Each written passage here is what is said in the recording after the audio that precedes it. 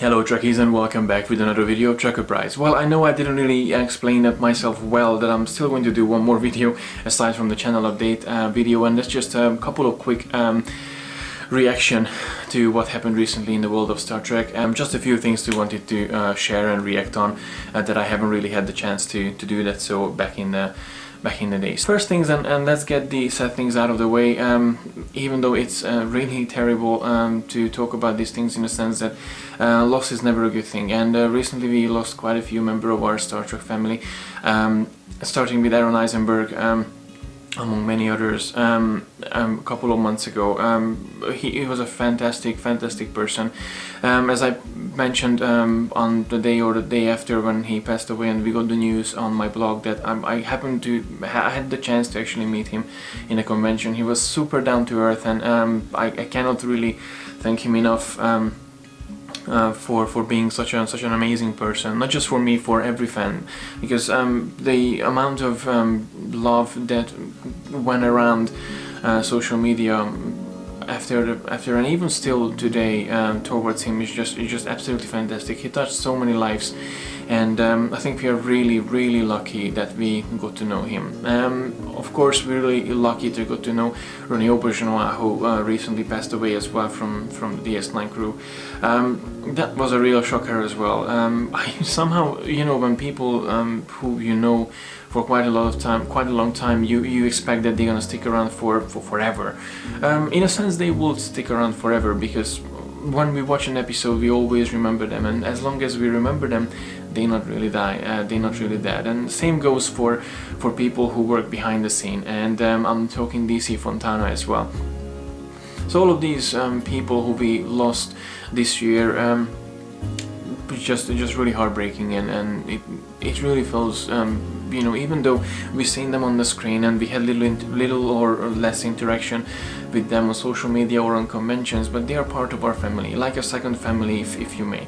And losing one of them is just as painful as losing someone from your own family, and all of these people really means a lot to all the Star Trek community, and I couldn't help but notice the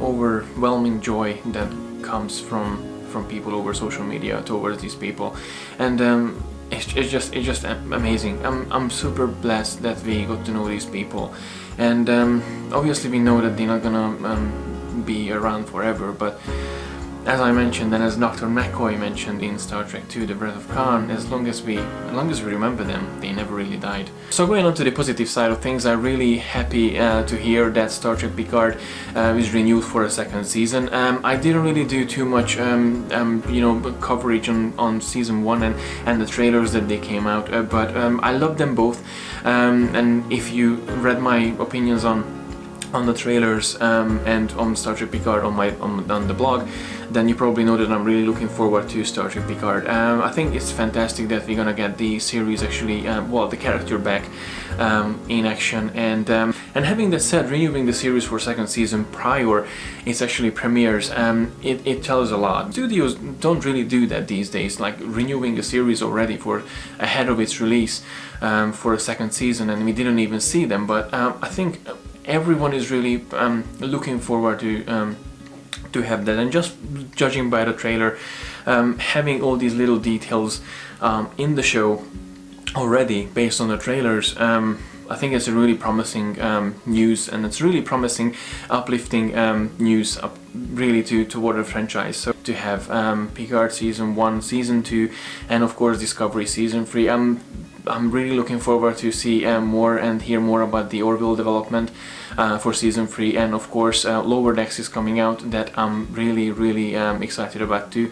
That looks like my kind of animated Trek that I think I will enjoy more than what I enjoyed in the last 2 animated Treks, the Ephraim and Dot, and The Girl Who Made the Stars. I didn't review any of these episodes, but I did participate with a discussion over the Starfleet Boy podcast with Sohail and Sean, Jack on the Tube and Starfleet Boy. So I'm gonna put the link in the description box below, so feel free to check that out. We had a really good time talking about the both of the episodes, and I think it was a really interesting discussion. Overall, my opinion, just real quick here, both were fun and enjoyable to watch. I think we have to approach the both of the animated series, both of these animated episodes as directed towards kids, not necessarily for hardcore fans. Of course, they could have find a balance between things, but it was both of them were really good and enjoyable an episode to watch. So look forward to see how the future of Star Trek will develop. So, and of course, Star Trek 4 is back on its own track, which I'm really happy about. I really feel that the Kelvin crew does deserve another chance to prove themselves. I think Beyond was fantastic, and the first movie was fantastic too. Into Darkness, not so much, but again, we talked about this many times over social media and blogs and videos and etc. But I think I'm looking forward to see how the fourth installment of the franchise will unfold in the future. So that's very exciting to know, and a very exciting time to be a Trekkie as well. So that was it, just real quick. Thank you very much for watching. Please don't forget to like and share the video, and don't forget to subscribe to receive all the geekiness when it comes out next year, as I mentioned, 2020, first weekend of March. Until then, as always, live long and prosper.